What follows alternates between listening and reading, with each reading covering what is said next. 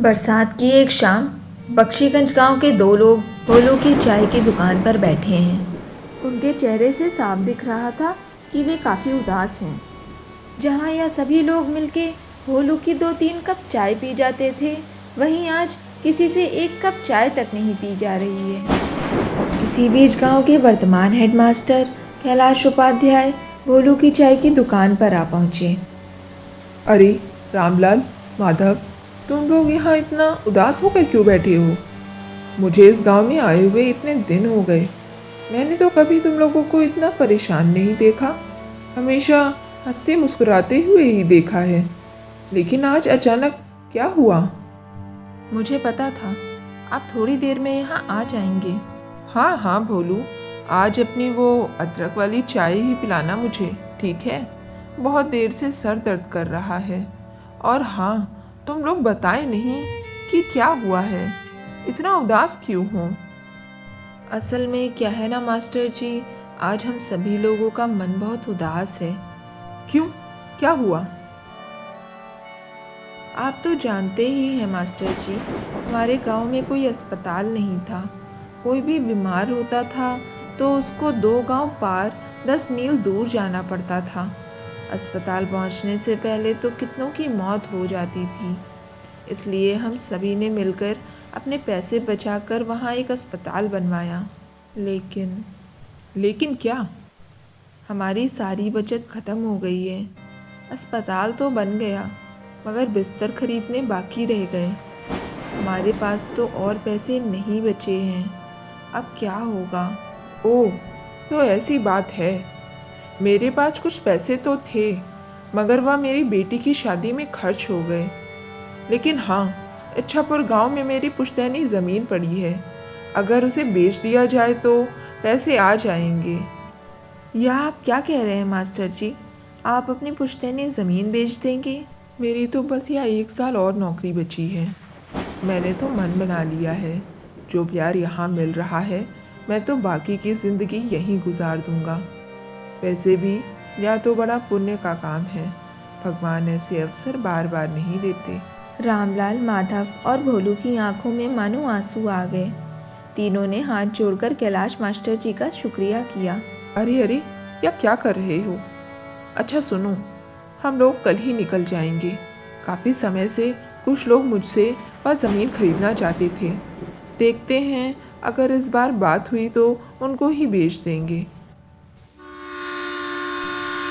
अगले दिन सुबह कैलाश, रामलाल और माधव इच्छापुर गांव की ओर चल पड़े। जब वह ट्रेन में थे, बाहर बहुत जोर से बारिश हो रही थी।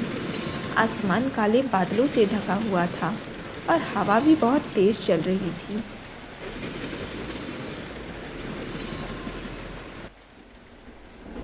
यह बारिश तो रुकने का नाम ही नहीं ले रही है। वही सोच रहा हूँ, इतनी बारिश में जाएंगे कैसे? वहाँ एक नदी भी तो पार करनी होगी। आपका गांव क्या स्टेशन से बहुत दूर है? पहले हमें स्टेशन में उतर के नदी के किनारे पहुँचना होगा, फिर वहाँ से नाव लेके नदी पार करके जाना होगा। ऐसे ही बात करते करते समय बीतता चला गया। आखिरकार जब तीनों स्टेशन पर पहुंचे तो शाम हो चुकी थी। सुनसान स्टेशन पर बस वह तीनों ही आकर उतरे। अभी तो बारिश थोड़ी रुकी है, चलो जल्दी से नाव घाट पर पहुँचते हैं। वो तीनों स्टेशन से बाहर आ गए। आसपास कोई भी नज़र नहीं आ रहा था। बारिश के कारण रात का अंधेरा अन्य दिनों के मुकाबले कुछ ज़्यादा ही था। वह स्टेशन के पास एक बरगद के पेड़ के नीचे आकर रुकी। यहीं पर रिक्शा मिलता था, मगर यहाँ आज तो एक भी रिक्शा नहीं दिखाई दे रहा है। इतनी बारिश के मौसम में क्या ही मिलेगा? किसी ने तो उम्मीद भी नहीं की होगी कि इतनी बरसात में रात में कोई यहाँ आखिरी ट्रेन से आ भी सकता है। अब क्या किया जाए? चलो पैदल ही चलते हैं, मुझे तो और कोई रास्ता नहीं दिखाई दे रहा है। मौसम भी तो कुछ ठीक नहीं लग रहा। अगर फिर से बारिश आ गई तो? वह तीनों अंधेरे में ही आगे बढ़ने लगी। कुछ देर चलने के बाद दूर से एक वैन की आवाज़ आई। लगता है कोई वैन रिक्शा इधर आ रहा है। रुको रुको, इधर ही रुको। कुछ ही देर में कच्चे रास्ते से एक वैन आती दिखाई दी। कैलाश ने उस चालक को देखते ही पहचान लिया।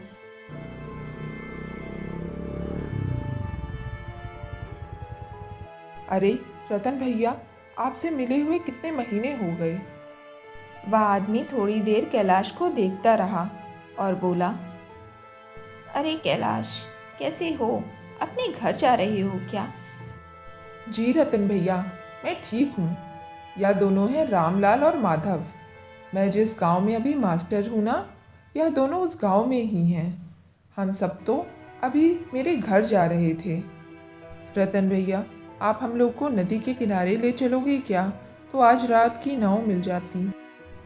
इस बरसात की रात में नाव मिलेगी? अच्छा चलो देखते हैं। सभी लोग वैन में जाकर बैठ गए। अंधेरे में ही वैन आगे बढ़ने लगी। कुछ देर बाद कैलाश ने रतन से पूछा, आपकी तो इतनी उम्र हो गई है रतन भैया, फिर भी आप अभी वैन चलाते हैं। आपको तकलीफ नहीं होती? तकलीफ? हाँ होती थी पहले, अब नहीं होती। इसका क्या मतलब है? कुछ नहीं। तुम तो बहुत दिन बाद इच्छापुर गांव आए हो। तुम तो हम लोगों को भूल ही गए हो। अरे नहीं नहीं रतन भैया, ऐसा नहीं है।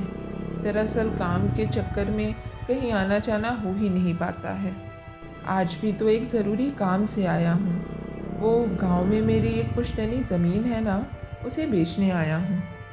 क्या बेच दोगे? मगर क्यों? कोई मुसीबत है क्या? हाँ, मुसीबत तो है।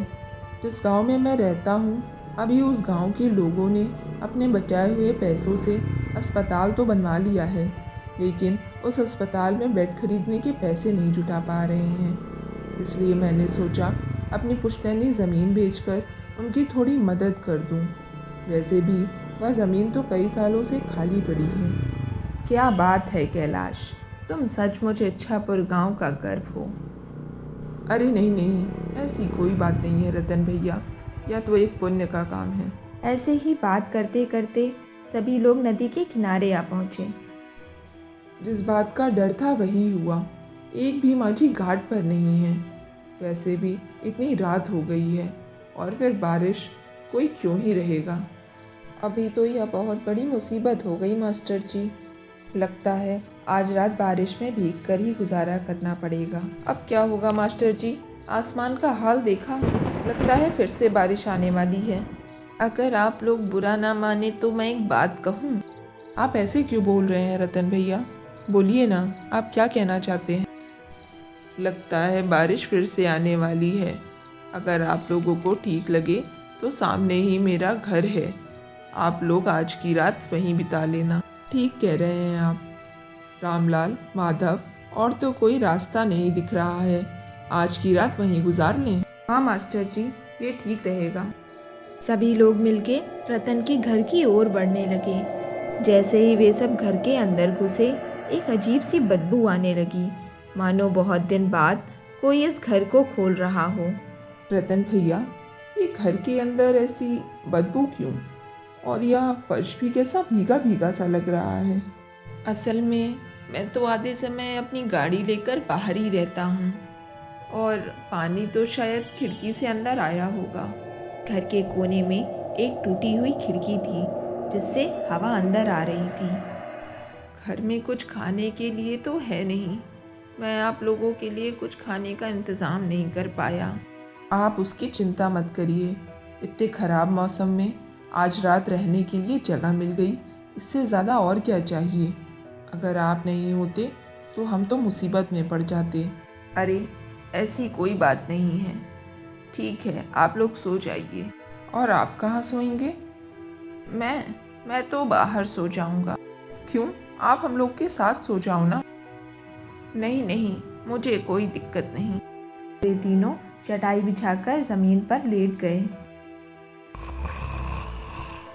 आधी रात में अचानक कैलाश की आंख खुल गई। एक अजीब सी आवाज़ आ रही थी, जैसे कि कोई थोड़ी दूर ज़मीन खोद रहा हो। कैलाश शुरू में तो नज़रअंदाज करता रहा, लेकिन आवाज़ और तेज़ होने लगी। यह आवाज़ कहाँ से आ रही है? कहीं चोर तो नहीं आ गया।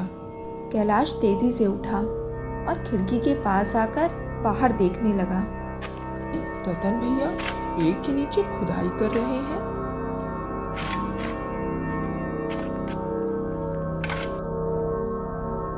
माधव, रामलाल, उठो जल्दी, उठो, मुझे यहाँ कुछ ठीक नहीं लग रहा है। रामलाल और माधव दोनों नींद से जाग गए। कैलाश ने दोनों को खिड़की के पास बुलाया। अरे रतन भैया कहाँ गए? अभी तो यहीं पर थे। आपने ठीक से देखा था मास्टर जी? हाँ हाँ बिल्कुल, चलो तो बाहर। वे तीनों घर के पीछे वाले पेड़ की ओर चल दिए। मैंने रतन भैया को यहीं देखा था। लगता है मानो जैसे कि वह चाह रहे थे कि मैं नींद से उठकर यह देखूं। या देखो, लगता है पेड़ के नीचे जमीन पर कुछ है।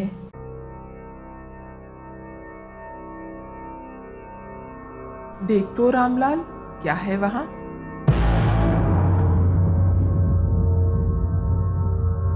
वहां की मिट्टी को हाथ से थोड़ा हिलाने पर रामलाल को पैसे से भरी हुई एक कलश दिखाई दी। अरे इसके अंदर तो बहुत सारे पैसे हैं। क्या सच में? मगर यह हैं किसके? रतन भैया भी कहाँ चले गए? ठीक है, वह दूसरों के पैसे हैं, हमें उसकी ज़रूरत नहीं है। वह जैसे भी थे उसे वैसे ही अच्छे से रख दो और चले आओ। ठीक उसी वक्त वह पेड़ हिल उठा। तीनों ने ऊपर देखा तो वहां लंबे पैरों वाला एक भयानक चेहरा बैठा हुआ था।